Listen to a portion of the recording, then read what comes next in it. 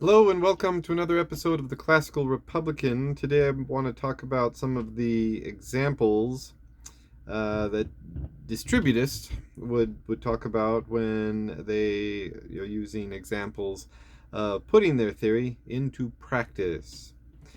So my examples include Italy, Taiwan, South Korea, and Japan.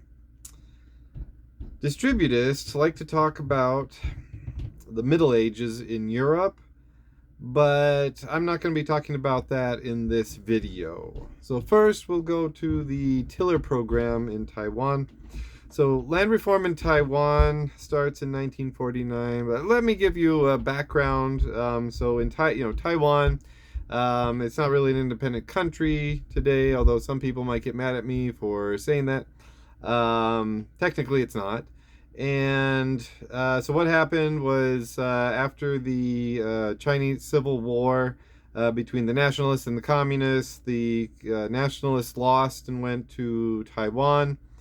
There they dominated politics, and they also brought about land reform because they weren't very popular, and people were they weren't very popular with the native Taiwanese. Let me say that.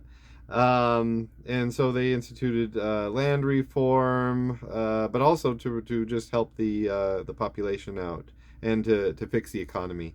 So in 1949, farm rents were capped at 37.5%, 37.5% of the crop, or the value of the crop.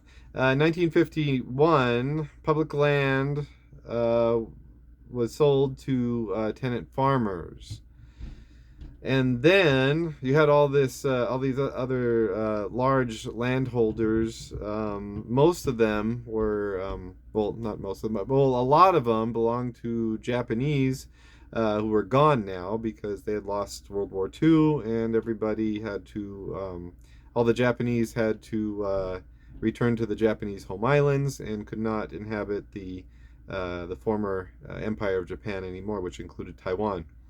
So in 1953, large land holdings were broken up and redistributed to tenant farmers. And then after that, you had direct ownership of land by farmers. They even had a law where you could not own land that you were not farming. So then we go to Italy again. Italy after in the late 19th century, that's when land reform started to begin. The national government made the municipalities sell off the common land to individuals. Then also ecclesiastical lands were sold at very low rates. To people who would farm it. And then this produced property owning democracy in many parts of northern Italy. But after World War II, the government confiscated land to give to people who didn't have land and who would farm it. So there was 55 million acres and 1.5 million owners before the war. Just to tell you about some of the inequalities, you had 9 million people who had small amounts of land, like half an acre to 60 acres, and you had 4 million, or you had 500 people who together owned 2,225,000 acres. And then there was also a group of 4 million people who were engaged in agriculture but had no land. So if you remember from my Republic, if I've released it at this time, the Constitution of Italy provided for the breaking up of the latifundias, the large land holdings that really come from the end of the Roman Empire, and they were supposed to be broken up, so you couldn't have large. And it's really left really vague in the Constitution, but after World War II, and remember, World War II for Italy ended a little bit earlier than, say, Germany and Japan, because they overthrew their government, and then they overthrew the fascists, with the help of the Allies, and then they were able to really begin their new government earlier than the other Axis powers. So the laws after World War II encouraged farmers to buy land and form agricultural cooperatives. And that wasn't enough, and so the government demanded expropriation of land, and so they were taking it from the large landowners. Um, this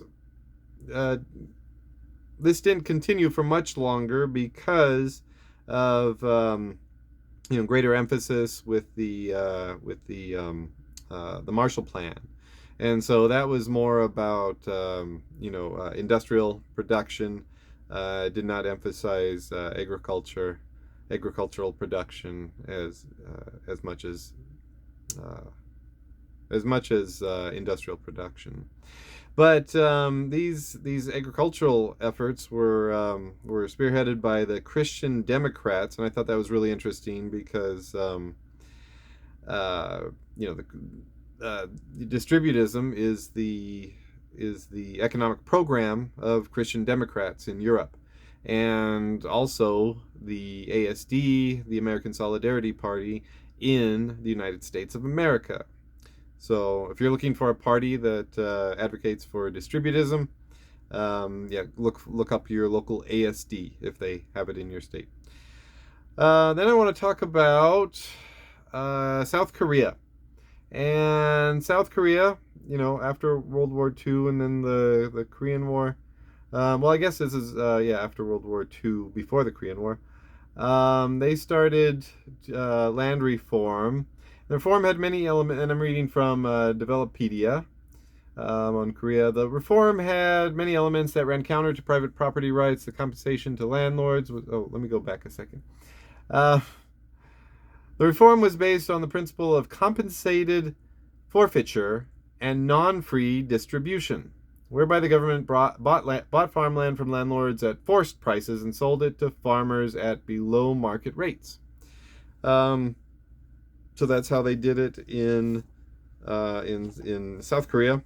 And then I want to look at this website, Cross Currents, which is an education website in Hawaii.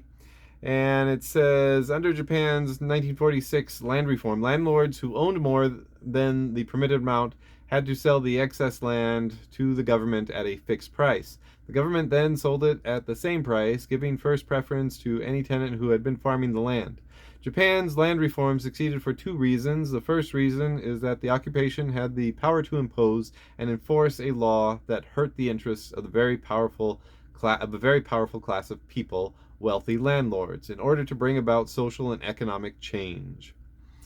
The second reason is more complex. At the time the land reform law was passed in October 1946, it provided reasonable compensation to the landlords who had to sell their land to the government. But from 1946 to 1948, Japan experienced rampant inflation, which reduced the value of the yen, the Japanese currency. As a result, while most of the buyers were able to pay off their loans within 2 or 3 years after they purchased the land, the money landlords received for their land was worth much less. Okay, so there you have it. We had it in we had modern examples, mostly after World War II, in Germany, Japan, South Korea, Taiwan, and and those countries went on to perform economically well, so there's some good examples of distributism. Now, I'm not saying that every distributist would claim all those as a perfect example, but many distributists would claim many of those as good examples of distributism. So, until next time, long live the Republic.